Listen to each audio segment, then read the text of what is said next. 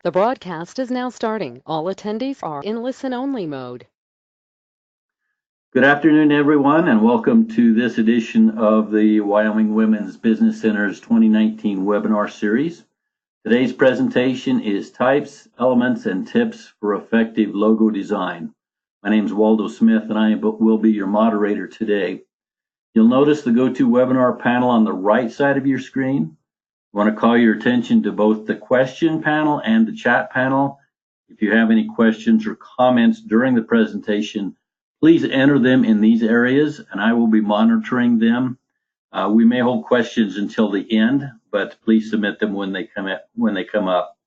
This webinar is being recorded and will be available on our YouTube channel. Just go to youtube.com and type in Wyoming Women's Business Center. Be sure to subscribe so that you can look at our other webinars previously recorded. You can also visit our website at www.wyomingwomen.org and look for us on Facebook. Immediately following this presentation, a survey will launch. Please complete the survey as this provides us and our funding partners with valuable information. All participants are muted to minimize background noise. So once again, if you have questions or comments, use the question box or the chat panel. Our presenter today is Christine Langley. She is a business counselor at the Wyoming Women's Business Center. She is a sales and marketing expert with 15+ year track record of achievement and demonstrated success driving sales growth in highly competitive markets. Christine is a serial small business entrepreneur and truly understands the joys and challenges associated with business ownership. And our guest speaker today is Alison Geary, a professional graphic designer. And I'll let Christine introduce Alison later. But with that, I'll turn the presentation over to Christine. All right, thanks, Waldo. Welcome, everybody. So we are going to jump in and just talk quickly about the Wyoming Women's Business Center in case any of you are unfamiliar with our program. So Waldo, you can hit that next screen for me.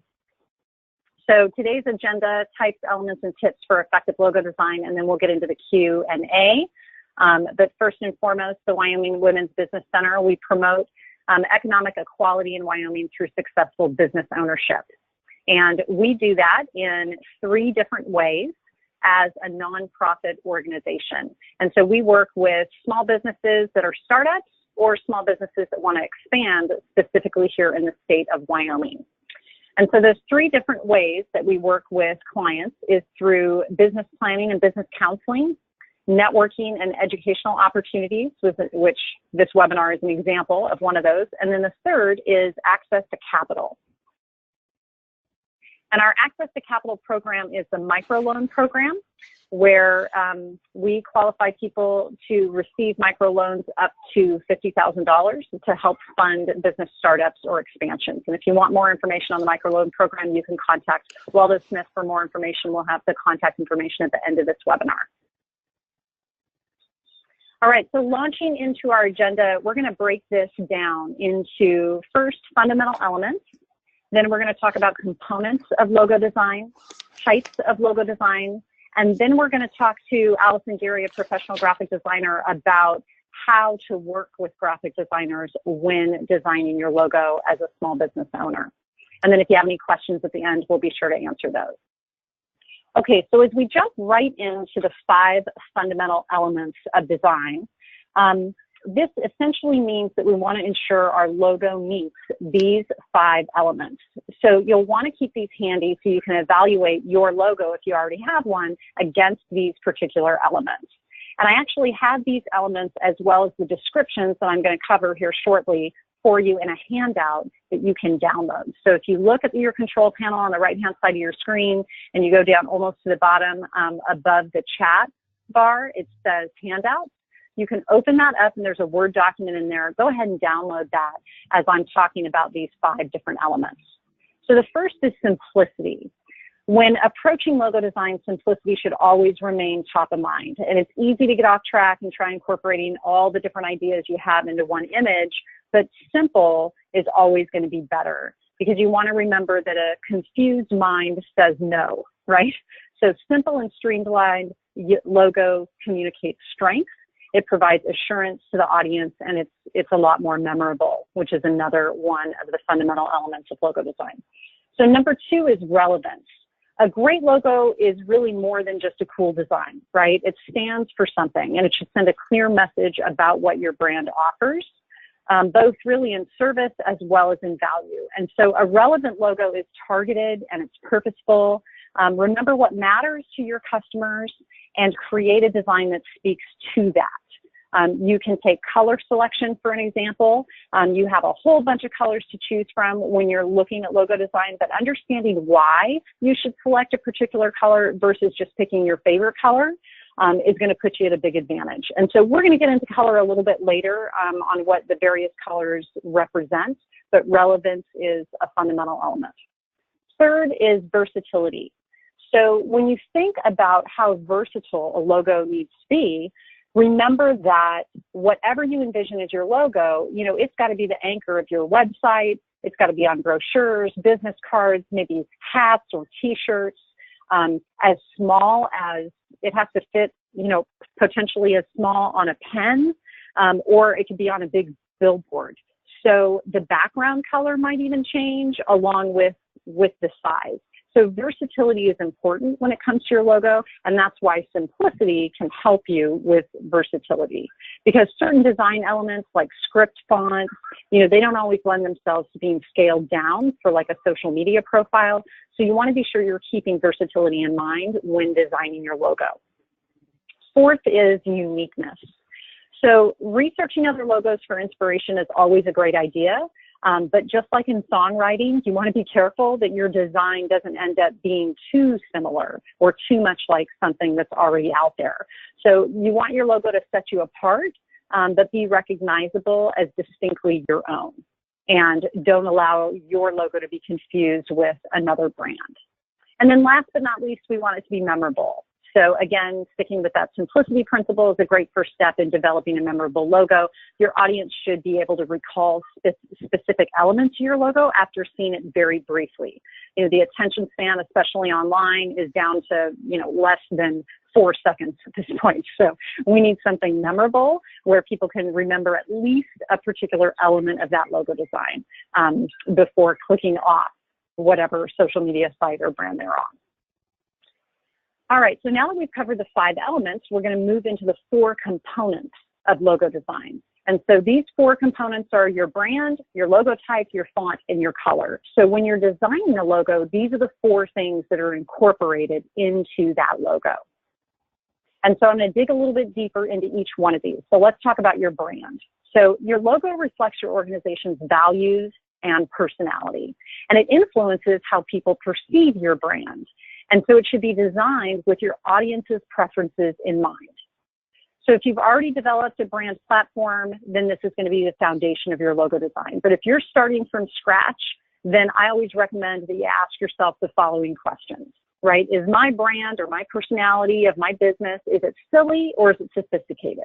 Is it masculine or feminine? Is it peaceful or unreserved? Is it economical or high-end? Is it youthful or mature, trendy or classic, right? These are brand elements that can help a designer and can help you come up with concepts for what your logo could look like going forward. All right, the second component of logo design is what we call logo type or style. And so what you see in front of you are 7 different, types of logo designs or styles. And it can be simply an icon like Nike, right? Or a stylistic text representation of your company name. But we're going to dig deeper into these 7 different styles of logos in a few minutes, but this is truly the second component, is what type are you going for, or what style. Number 3 is font. So if you're not a designer, you may not have given much thought to fonts in the past, and you might be surprised to find out just how many choices there truly are. There are so many choices of fonts that they actually categorize fonts into groupings. And those groupings are represented on your screen right now. So serif is a type of font, and there are hundreds, if not thousands, of different serif fonts that you can choose from. But it's a classic choice. And so Google is an example of serif. whereas Disney is a display font, and it's used to get attention and demonstrate personality. So you can see all the different types of fonts, and this is another great communication tool that you can have with a graphic designer, where you say, I like serif fonts, or I like script fonts, or I'm more into the modern look. You know, now you have some examples to look at and see, you know, what you're attracted to the most. So that explains fonts. And now, last but not least, we're going to go into color. And color is important because it's conveying a certain emotional trigger.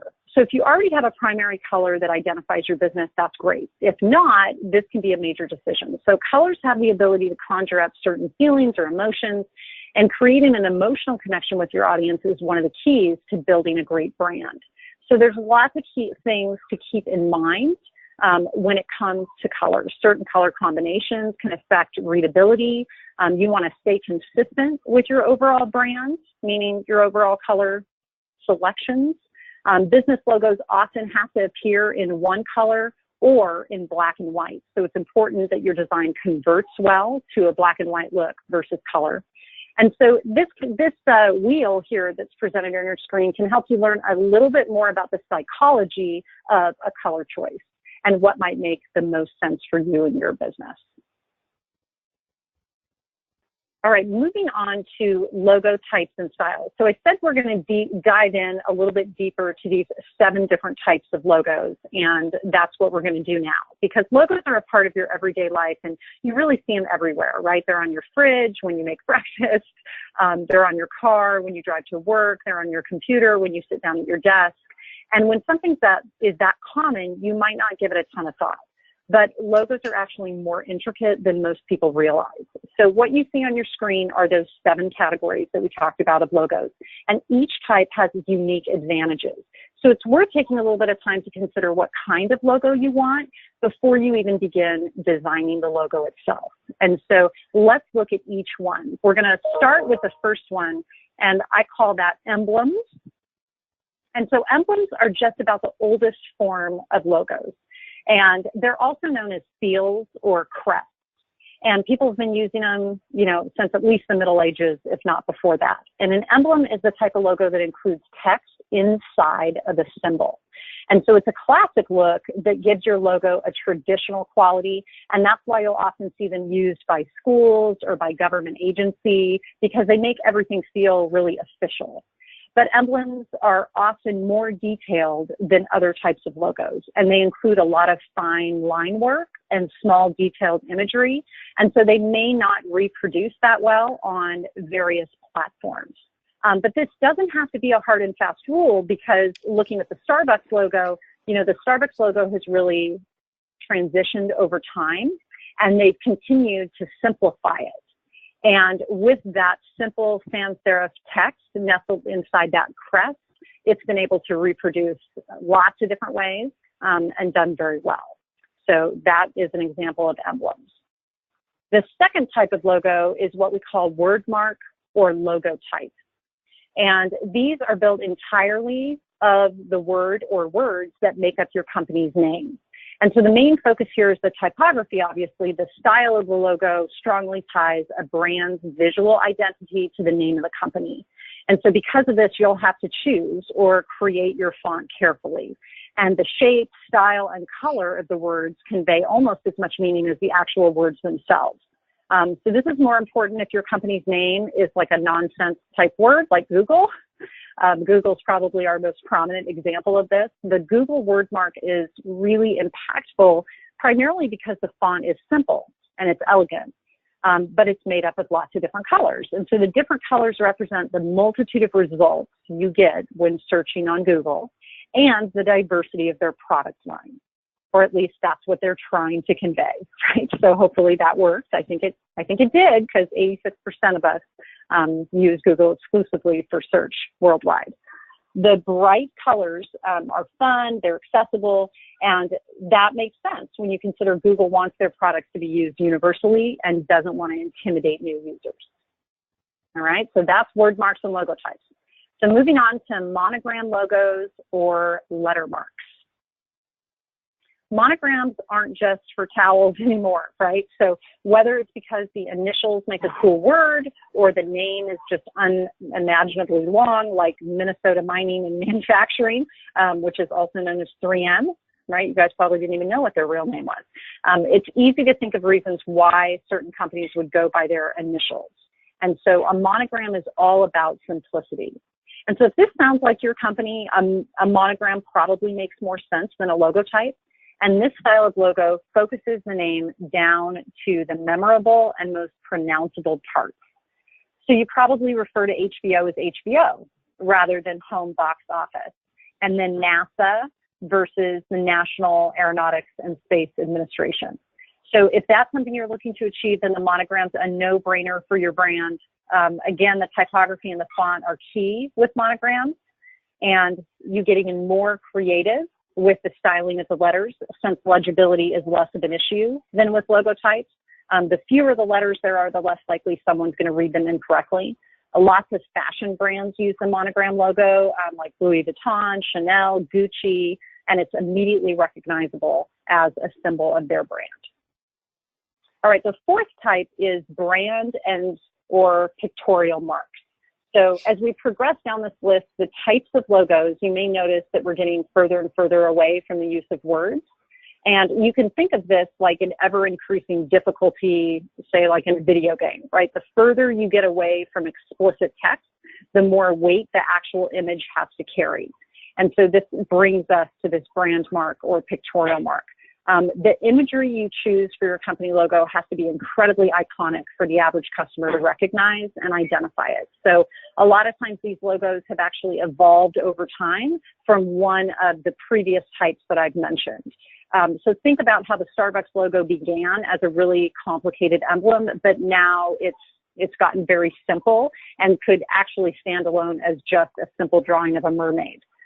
So that's why it can be challenging for a brand new company to utilize this type of mark exclusively, but pictorial marks can be really fun. So I don't want to discourage you from choosing one just because you're new, but keep that in mind that you may need a word mark associated with your image for a while before you can drop that word mark entirely. All right, let's move on now to abstract logo marks. And so this is the fifth type. So again, this is sticking with pictures, but we're moving away from literal representation because now it's an abstract mark or logo. And so this logo type is used when you want to use an image, but you don't want to be constrained by a literal representation. So the Nike swoosh, right, is very different than the Target mark, which literally represents the name Target. So you can create an abstract logo that like invokes a feeling more than a thought. But again, this can be difficult because not everyone's going to interpret an image the same way. So what's great about these types of logos is once you've got your brand out there, no one else hopefully has a logo quite like yours. So you're going to be well on your way to differentiating your brand from the rest of the market. The Nike swoosh, you know, we know that it's fast, dynamic, it conveys a sense of movement and energy. At this point in their business, you certainly don't need to see the word Nike to know the brand behind the product or the advertisement if you see this logo mark. And even if you're unfamiliar with the brand, you get a pretty good idea of what they stand for. So this is where the abstract logos really thrive, sort of immediate and distinct recognition. But the reason that you might avoid an abstract mark is you haven't totally solidified your brand identity yet in the market, and you know you're not going to be able to evoke that kind of feeling. All right, the next type of logo, number 6, is mascots. And a mascot is different than the above pictures or symbols that we reviewed because it's a drawing of a particular person, you know, or character. And as human beings, we're visually attracted to seeing another human face, even if it's a cartoon face, right? A mascot ties that positive feeling to your logo and to your brand. So unlike a standard pictorial brand mark, mascots are really flexible. And so this example that you see on your screen, Mr. Peanut, if you didn't know, Mr. Peanut has been around since 1918, so he has a 100-year history. But he can have different expressions and representations depending on the context. And he's evolved since 1918, and he's added color and has a little bit of a different look today than he did originally. So mascots are commonly used for sports teams, service companies, food brands, companies that are attempting to familiarize themselves with potential supporters, customers, and consumers. And so the biggest danger really with a mascot logo is that your logo can become a little too friendly and not convey enough seriousness for your brand. So depending, again, what your brand statement is and what you're trying to get across to your customers, it may make more sense to consider a different type of logo.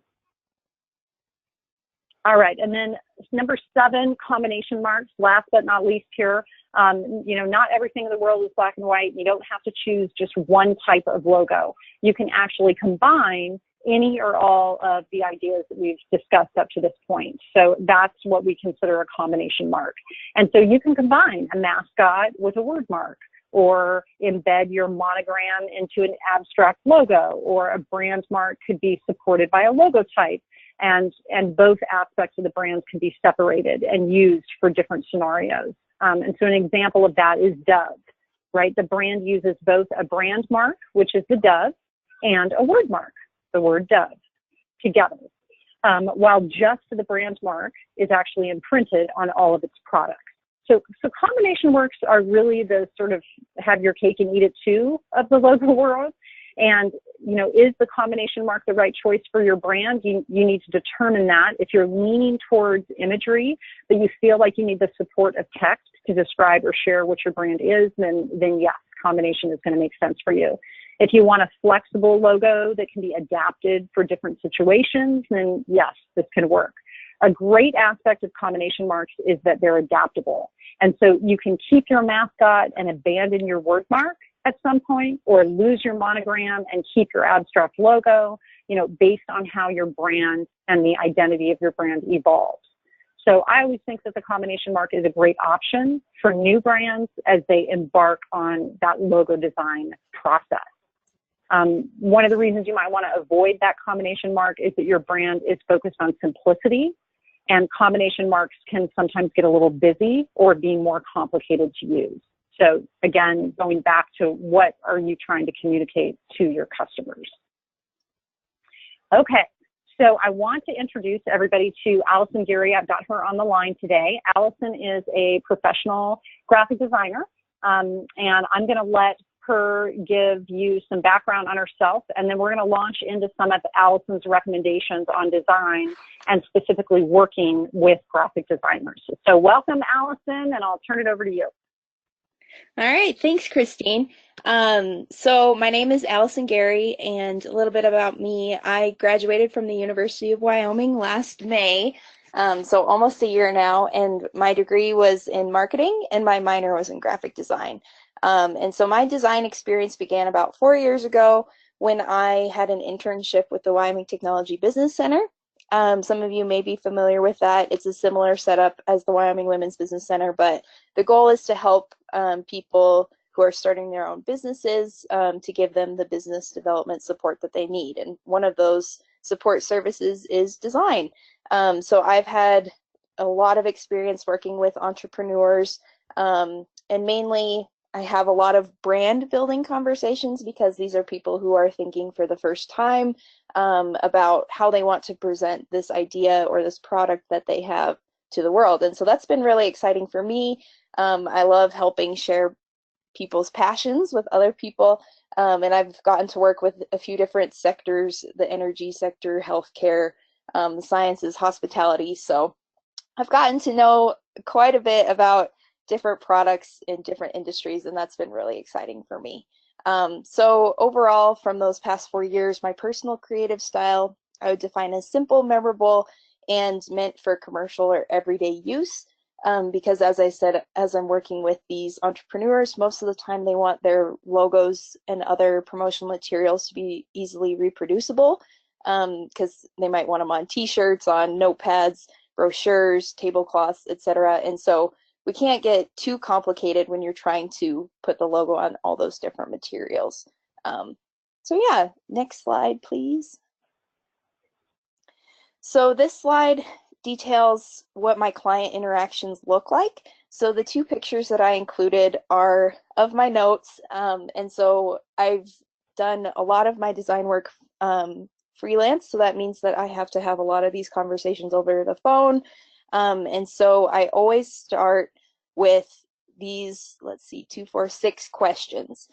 Every conversation that I have with a client, I always make sure to ask these 6 questions. So the first one is always, tell me about your business. So this can range from a 10 to 15 minute conversation to a half hour, 45-minute talk, but this just gives me an idea about the business that this person is starting, what products they sell, what the goal of their business is supposed to be, and also it kind of loosens up the client a little bit because designing a logo can be kind of intimidating. And so if I allow them this opportunity to talk about something that they already know so much about and they love, then that kind of relaxes them for the rest of the conversation. So I like starting with that one. And then after that conversation is done, I ask, who's your primary target audience?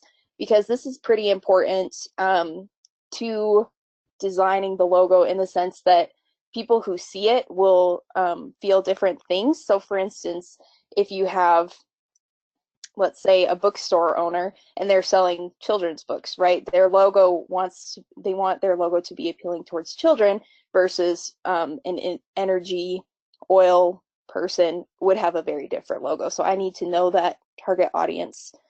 So then that will influence my designs. The third question is, what do you want the main focus of your logo or brand to be? And this is kind of a hard question for people to think about, but it's basically, what do you want the desired look and feel of your business to be? When someone looks at your logo, what do you want them to think? What do you want them to feel? Because those are emotions that then I can play with as I'm designing.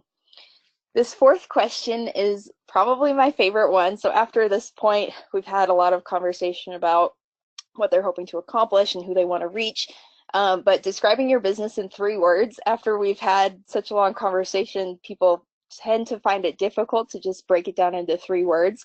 But again, this is so important because this goes into building your brand after the logo. So when you're talking about your marketing messages, you want to have, it could be like 3 to 5, but you want to have your key messaging down.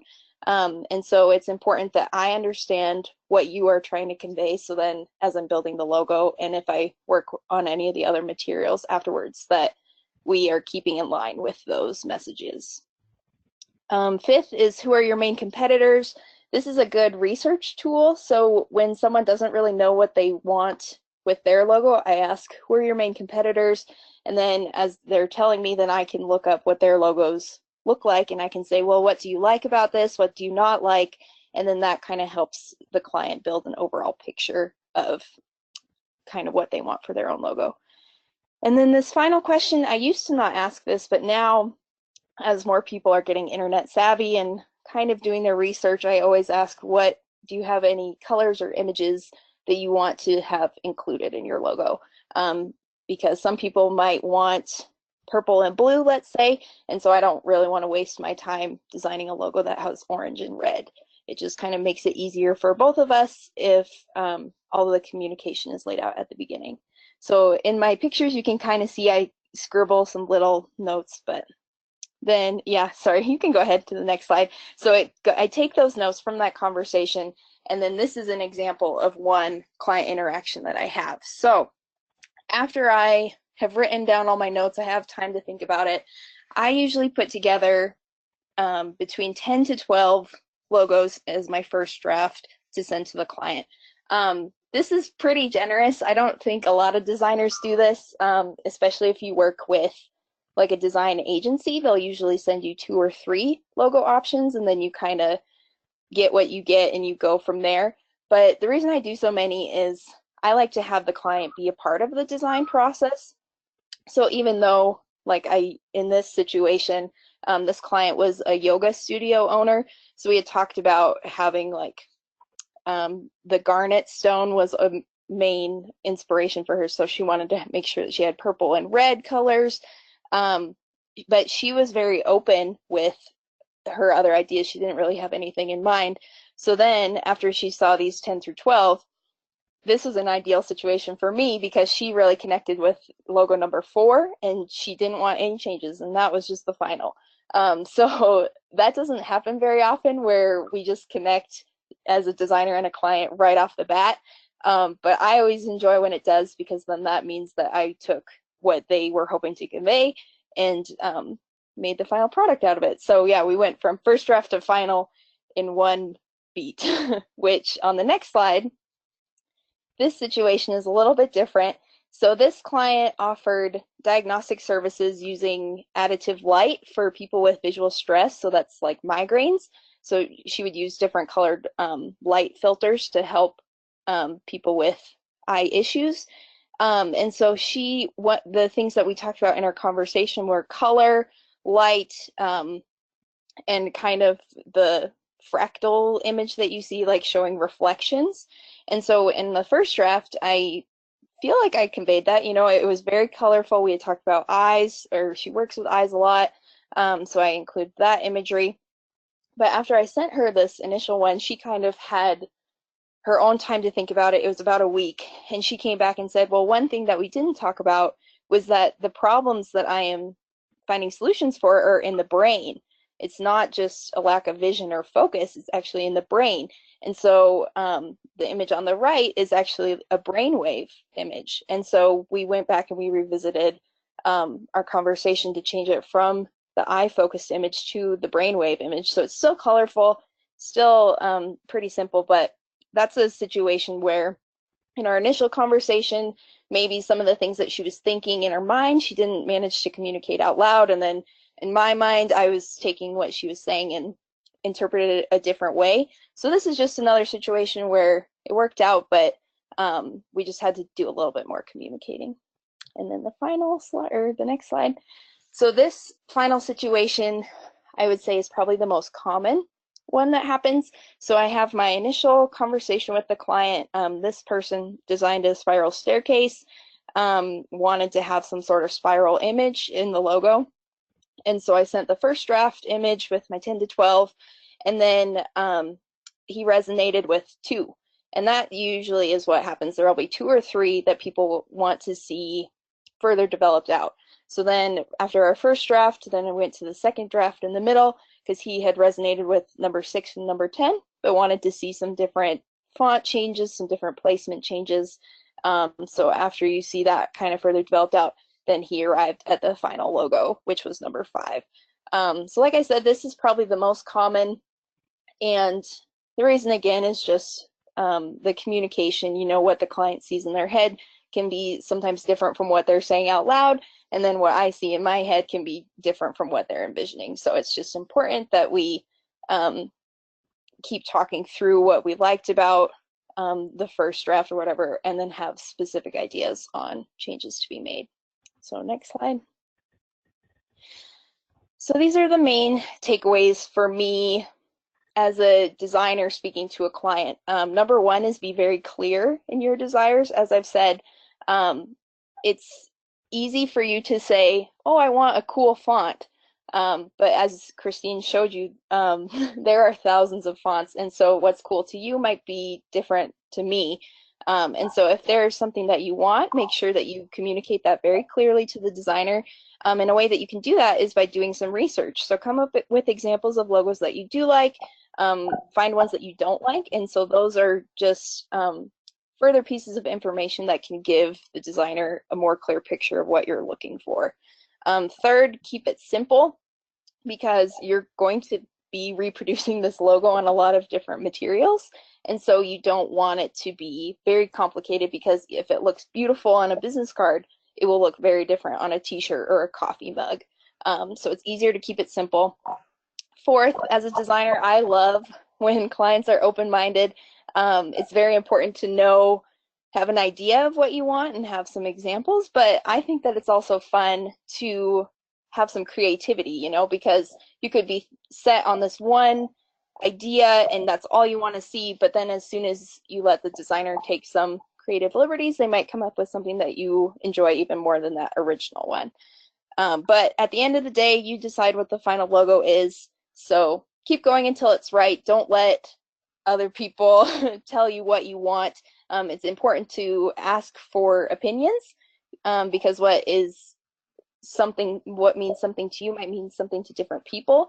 But at the end of the day, it's your business, it's your logo, and as a designer, it's important to me that the client is happy. So yeah, that's my email That's address. awesome. If anyone has email or questions, you can email me there. But yeah.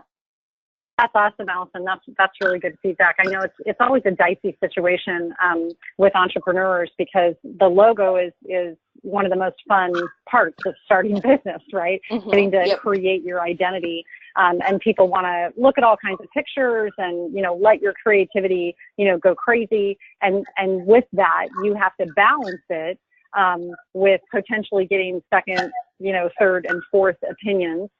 Which can sometimes become like your baby name situation. Like, Yep. Do you want to tell people what you named your baby before you have the baby? Because you might get feedback that you don't want to hear, so it's a tricky situation. But you do want it to be an exciting time, and you want your brand, really to come to life through that process. All right, guys. So we tried to leave some time today for you to ask questions. And so if you have some questions, we'll give you a couple of minutes to punch those in while I cover some of our funding partners. The Wyoming Women's Business Center is really made possible through grant partnership agencies, and that primarily comes from the U.S. Small Business Administration, the Wyoming Business Council. We also get some small grants from the Wyoming Women's Foundation and the AARP Foundation. And so, of course, we're thankful for their support. And so we do have a tendency to be thorough, so occasionally we don't get a ton of questions. But how are we doing, Waldo? First question is from Ruby, and she asks, what recommendation would you have for a refresh of an existing logo? All right, Allison, you want to take that on? Yeah, sure. So that's a great question. So it obviously will depend. Each logo is different, but the places that I usually start, I look at the fonts. If it's too complicated, maybe I would suggest simplifying it to, if for instance it was a script font, so very cursive-y at the beginning, maybe we want to modernize that a little bit and switch it to a sans serif font, and go from there. If there are some colors that kind of clash or are a little bit outdated, that's another thing that I look at, playing with some different contrasting colors there. The image, again, if it's too complicated, I always go for simplifying things, because I think that the more simple it is, the more memorable it can be too. And so those are the three different places that I would start. And also I would talk to the client and say, if you've been looking at this for the past 5 years and there's been something that you've wanted to change, like what are the changes that you would want to make? So yeah, I'd start there. How Excellent. It's always a good idea.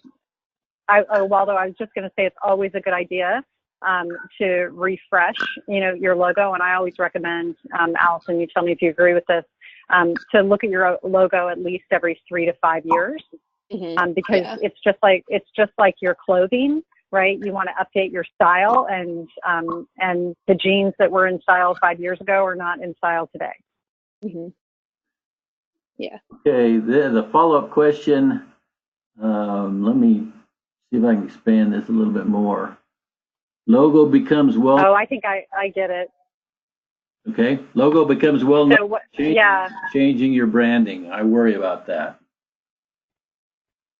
Yeah, Oops, sorry, I didn't that hear can that. be a.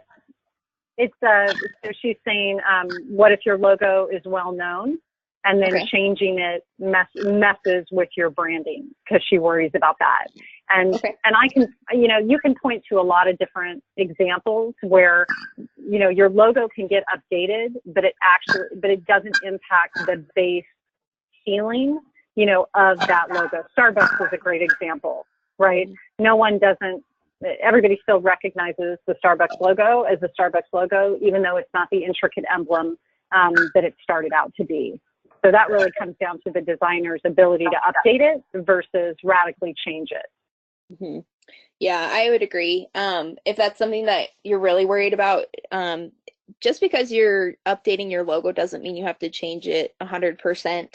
I would recommend keeping the same structure of it, a same outline, but you can always change, like take out some of the original stripes or whatever that were in it, so it's similar enough that people still recognize it. How critical is color in a design? Oh, very. Yeah. So on Christine's color wheel, it's like a color theory picture. So different colors have different responses in people or create different responses in people. So for instance, one that you might have heard about is reds and yellows make people hungry. So when you think about fast food restaurants, I mean, McDonald's, Burger King, Wendy's, they all have red in their logo, right? And so if that's something to keep in mind, is red might be a very powerful color, but when it's paired with other colors like yellow, that will elicit a different response in people than maybe you're looking for. So it's very important to think about. Okay. Any other questions? I don't have any being typed in. All right. I think the only other thing that comes up when I work with clients is cost, right? They're always questioning how much will it cost me to design a logo, and of course, Allison, I can never give them an exact answer, which is frustrating for some people, but it's art, right? So it truly depends. And the information that we've given you here today, what I'm hopeful is that you'll be able to do enough of your own research based on the information that you got in this webinar to be able to go to a designer with a lot of concrete ideas before you start. The less back and forth you can do with a designer, the more cost-effective your logo design experience is going to be. Because most graphic designers are charging an hourly rate for their design skills. Now, there might be some circumstances where there's a flat rate situation where they say it's going to be X number of dollars in order to design your logo. But with that, they'll come back and tell you, you only get this many revisions, right? I'm giving you 3 concepts, you get 2 revisions, and then your final logo. So there may be less back and forth, with that. So just know ahead of time what you're getting yourself into. And like Allison said, the more clear and concise you can be when you're communicating with a designer, using design type language, like what you learned in this webinar today, I think that'll help a lot. Yeah, I just want to add one more thing, because I do get that question a lot, is about price. But something to keep in mind is a logo is central to your business identity, right? And so you don't necessarily, you want to be cost efficient, but you don't want to be cheap with it, because if you pay cheaply, your product will be cheap, right? And so you want to make sure that it's a quality design that you are completely happy with, because if you're going to pay for it and it's going to be produced on all these different materials and products, you want to make sure that it is something that you're absolutely happy with and that is very professional for people to look at, because sometimes you get what you pay for, and that's not always a good thing. Right. Yeah. If you have to wear it on your shirt every day, it's important you like it. Yeah, exactly. Very true. Very true. All right. So up on the screen, we've got contact information for the various people that work at the Wyoming Women's Business Center. And we're happy to help you with any business questions that you have if you're starting a business or if you're trying to grow a small business here in Wyoming. And so, Waldo, I'll let you wrap it up. Okay. Thank you, Christine and Allison, for that information. Very helpful. We want to thank you all for joining us today. Our next webinar is scheduled for Thursday, May 16th from noon until 1. The title will be Getting Started with QuickBooks. We have some individuals that will help give information on how to set up accounts and that sort of thing. So look for our emails coming up to register. If you have any additional questions or need further assistance, feel free to contact us. Our business counseling is free, and we would be happy to assist you in any way that we can. So once again, please take time to complete the survey that will launch in a few seconds. And we do read all of these surveys and follow and use that feedback for future presentations. Thanks for joining us, and we hope to see you next time.